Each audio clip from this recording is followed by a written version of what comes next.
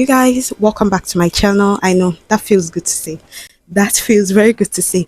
And see, I told you guys I'll be consistent and I'm back. So today we'll be talking about how I settled for data analysis. I told you guys in my last video that I quit my job and now I'm doing data analysis, right? So I'm going to tell you how that happened because I'm currently pivoting from a customer facing job to data analysis. And I'm making this video for those of you who are in like a customer service job, any customer facing job. In my own case, I was a banker. So I'm hoping this video reaches all the bankers who are looking to pivot. Okay, I'm going to walk you through my thought process, what happened in my head, why I said enough is enough, and why I eventually settled for data analysis. Allow me reapply, please. Okay, so yeah, like I said, I was working in the bank and I'd already risen to be a branch operation supervisor. So to an extent, I kind of knew what I was doing. Not I kind of, I actually knew what I was doing.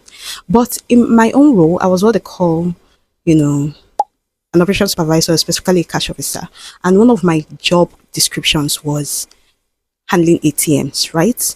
And yes, it's also a customer facing role because while you're not directly talking to customers, a lot of customer issues are escalated to you. You're also responsible for, approving and authorizing transactions and stuff like that. So that's what I was doing in the bank. And one of the things I was doing was handling of ATMs and specifically ATM reconciliation. It was one of also my core roles as an ATM custodian amongst my other roles, right? So and I hated ATM reconciliation because it had to do it, as the name implies, loss of reconciliation. You spool data, customer transactions that have been utilized over the ATM across a period of time, and you work on it. You're trying to get overages and shortages, basically know which customers were debited but not paid out, or stuff like that. And then we do the reconciliation now on end.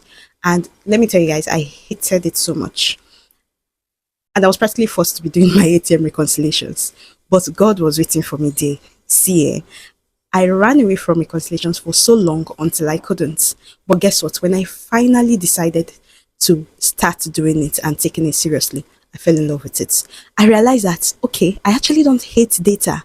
And we're talking like rows and rows of Excel sheets. But I found out that despite doing it under pressure, because you'll be doing this reconciliation, it's time bound. They're screaming at you from, back end to submit your reports and all of that. And at the same time, you are pacifying customers that are standing in front of you. At the same time, authorizing transactions and doing the 1,000,001 things, us bankers do. But for some reason, it was like an escape. Each time I'm doing these reconciliations, it's like I'm in another world entirely. I loved it. I loved seeing stuff. In fact, I also realized that not just looking for overages and shortages, there was something else I was doing, which was I was gathering data about the kind of customers that use our cards, the kind of cards that come on our ATMs, and so on and so forth. I was gathering so much insights, and they were not these are not things that I was asked to find, but I was finding them regardless, and I enjoyed finding them. So that was when I realized that okay, I might actually be able to make data analysis a career. Another thing that drove me out of banking was the oh yes mentality. I am a solution driven person. I am also a bit stubborn. So I do not exactly appreciate saying, oh yes, I do not appreciate throwing orders at me and just expecting me to do it. And that's one of the things we do, especially as operations people in the bank. Your own is policy is coming from above, from anywhere, and you're just supposed to say yes and implement and do accordingly. Otherwise, there'll be sanctions, there'll be this, there'll be that. And I hated it because I want to question stuff. I love engaging my brain. I love sharpening my brain. I love asking why. Because I'm such a huge fan of learning, and I feel like that's where the learning happens. As opposed to just taking things in and saying yes to them, I feel like you cannot learn if you do not question things. So I had such a huge issue with it. Sometimes these mails will come in and I would just hiss or I would just be upset. Like, okay, so I'm supposed to start implementing this. Who am I talking to? Who am I asking? You're not expected to ask questions. And I feel like I'm not using my brain that much. Plus, the work can get really monotonous sometimes. So I just felt like my brain was not being as engaged as I wanted to. And I'm such a huge fan of engaging my brain.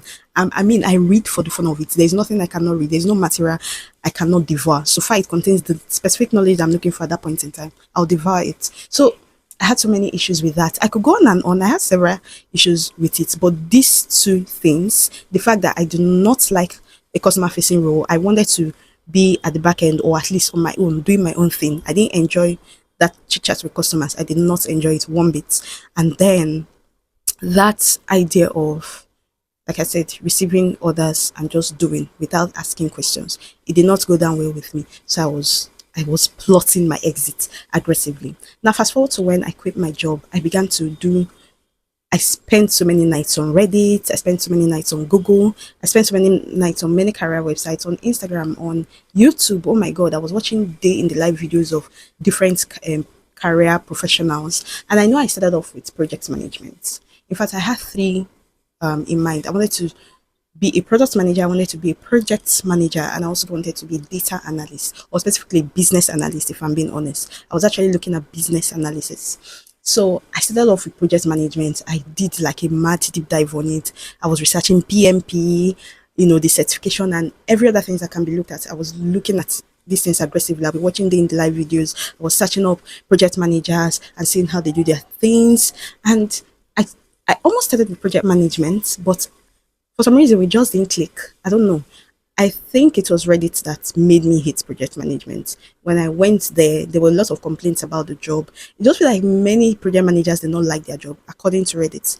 And well, now I know that, well, sometimes those people, well, people have different things they like. But now I would not advise anyone to go to Reddit, for instance, or any other forum for that matter, and judge a career path based on the opinions of certain people. I will not advise it, because people want different things. And hey, it's just like I do not love customer facing roles. There are people who would die for customer facing roles. I know people who love this customer service work. So imagine me going to Reddit, for instance, and trashing customer service roles is going to affect someone who would truly fall in love with customer service roles. So that's why I'm saying do not just take any random opinion on any forum and run with it. But at the end of the day, I'm glad. I feel like God used it to redirect me back to data analysis, because once I stumbled on, sorry, business analysis, once I stumbled on it, I think the person in particular that made me want to go for it was this lady called Lillian Chu. She's here on YouTube and she's a business analyst at Spotify. And I don't know how I even stumbled on her page, because it was not hers that I started with, but she was like the final bus stop, because what she was doing, the way she described her role was exactly what I wanted to do. Like she just got me. So I was just like, okay, I found my people. I found where I want to be. I didn't even bother researching product management anymore. I just went straight for business analysis. Then fast forward, when you get into business analysis, you begin to find out that they have different names. Different industries have different names for these things. Some call it data analysts, some call it business analysts. Then there's business intelligence analysts. Before we even start getting to data scientists and data engineers, those are a whole different thing entirely. But I'm talking of just analyst roles alone. There were many, many different. There are financial analysts, there are risk management analysts, there are this, that. So I began to realize that there are different names in different industries. But the one that freaked me the most was the term business analyst or data analyst was a universal term or a universal role, in the sense that you can work in any industry.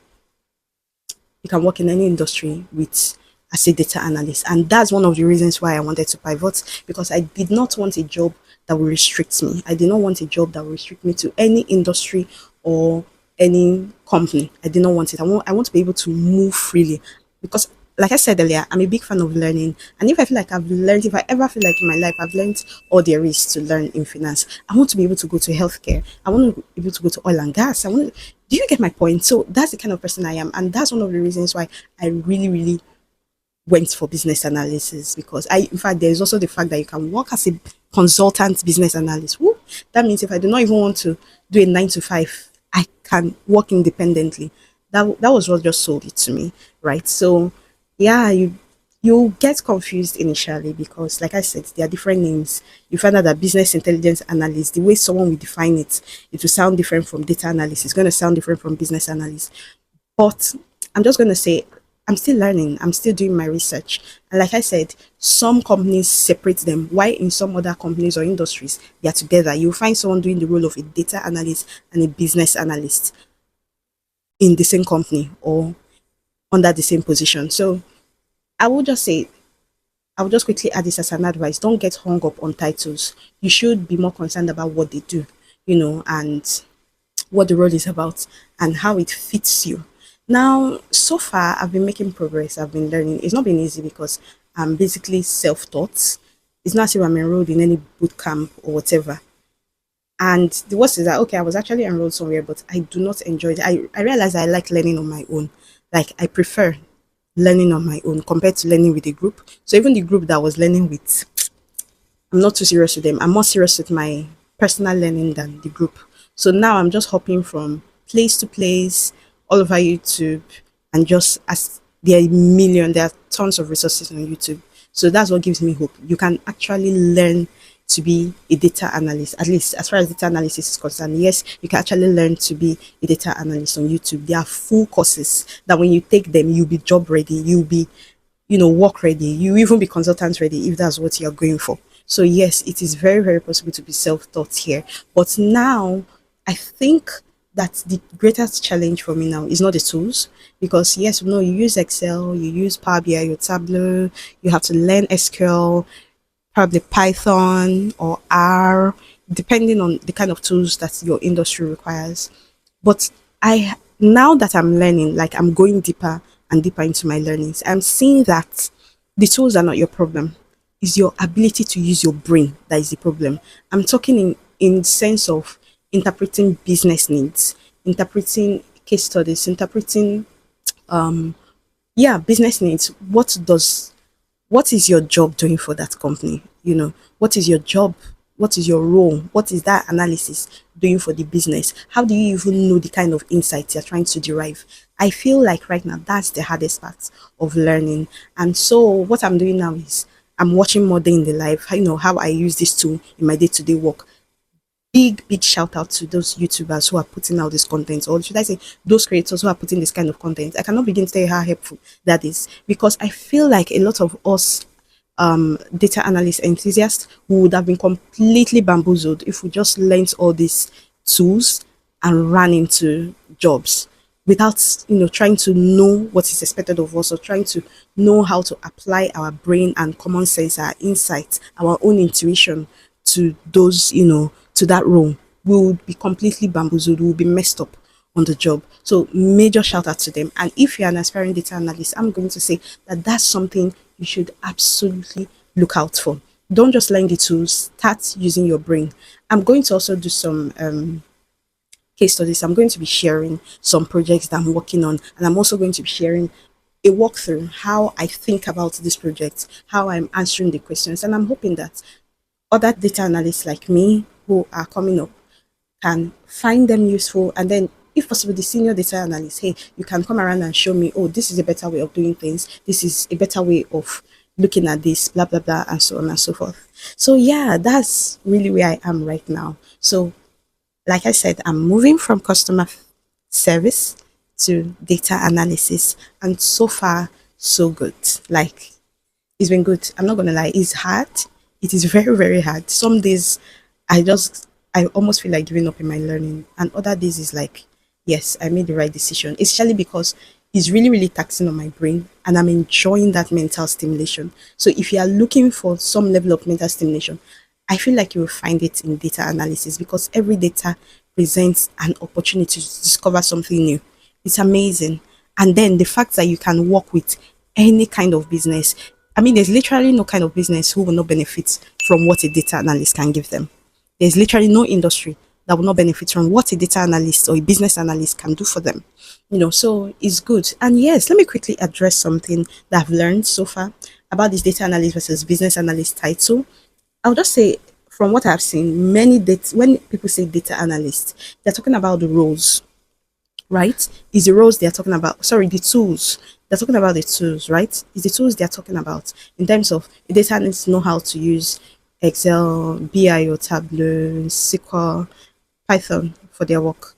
While a business analyst is more on the business side. They might actually only use the visualization tools, and then the rest is like common sense and other soft skills or even project management skills. So what you should do, or what I am learning to do now to make myself more valuable, is combining the two.